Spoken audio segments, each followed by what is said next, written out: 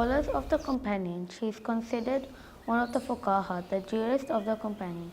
The scholars of Medina and Kufa studied with her, including Abdullah ibn Umar. She is one of the first people to embrace Islam alongside her husband, whose name was Saad ibn Khawla. They were amongst those who would make hijra to Abyssinia and Medina.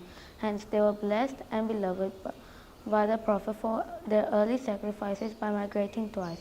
Her husband was a Persian man from Yemen and ally of the tribe of Amr ibn Law, considered a freed slave, and amongst the weak people of Makkah, there were amongst those who called upon Allah day and night to seek His pleasure.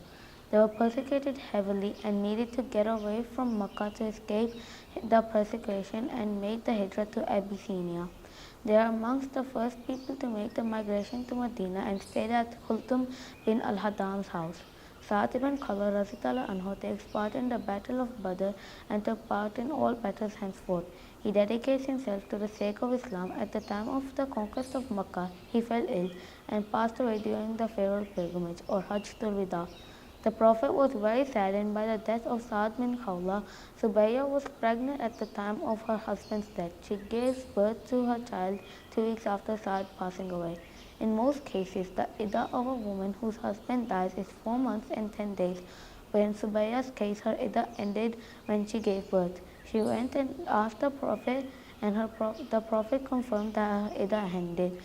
The Sahaba went back to Suwaiba's story to seek an understanding of how to deal with the situation when a widow is pregnant and gives birth. Subaya prepared herself to get married.